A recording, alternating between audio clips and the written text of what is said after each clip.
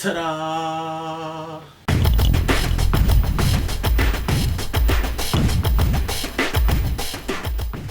Alright, so you might be wondering why I'm just wearing this around my neck and not unboxing it. It's because I bought this used. And you know what? Best secondhand camera I've ever bought. Seriously. So when I bought this camera, I actually bought it secondhand on Facebook. Yeah, there was a seller on Facebook and saw it for really cheap. I mean, like super, super cheap.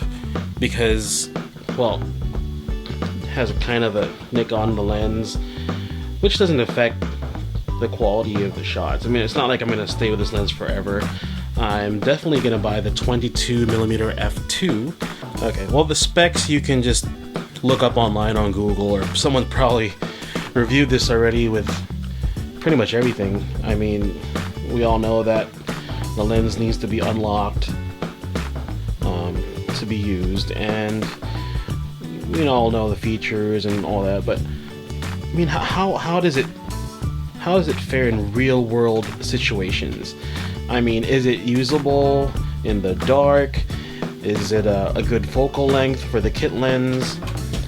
I mean, is it a good weight, size and weight? I mean, how does this relate to a person who doesn't really care about specs, just wants to take some good photos, maybe some vlogs, and, you know, just ease of use? I will tell you, out of all the mirrorless cameras I've actually played with, this was the easiest to use.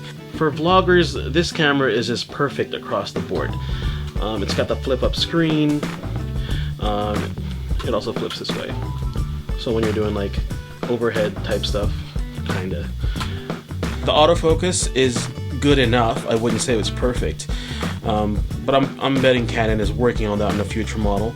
Probably the M6, which was just announced. So let me tell you a story about this camera. I actually took it out to test it at a fashion photo shoot hosted by Miss Joy. Thank you for that. I saw her post from a model friend of mine on Facebook and said, hey, this is like the perfect opportunity to test out this camera. I wanted to see how the M3 worked with a proper lighting setup. I mean, practically any camera with good light will shine. You can't really go wrong.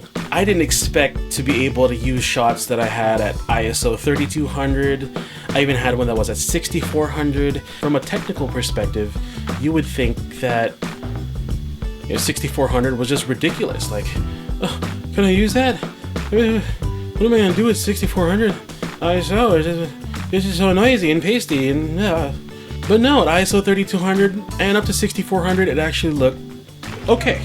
I wouldn't say it was great, but I could use it, like, you know, for online stuff. I already had lunch now. If you're just using this camera for Instagram, this is great. This is one of those cameras where you just, you know, want to throw it in the bag and go out to the beach and chill. It's great. I mean, it's light enough, it's small enough. You can just take it and go anywhere and just shoot without worrying about technical stuff. You know, photography and video is not always about specifications or technical jargon.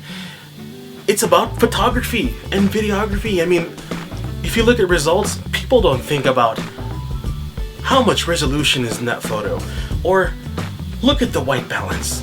I mean, maybe we'll look at that, but normal people won't.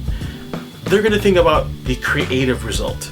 I mean, if you're a professional photographer, the first thing you should be thinking about is composition and background and your subject and, you know, just things that have nothing to do with specifications. I mean, if I wanted to take a better photograph, I could just take out my full frame Canon 6D. Point is, you don't want to be fiddling with settings.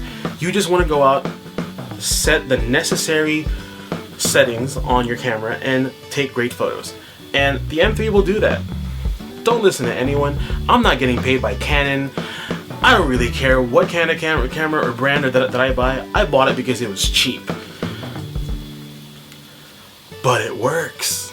Go out there, buy whatever camera you want, and just enjoy it. Once again, it's Ryan of Chosenbydestiny, and peace out.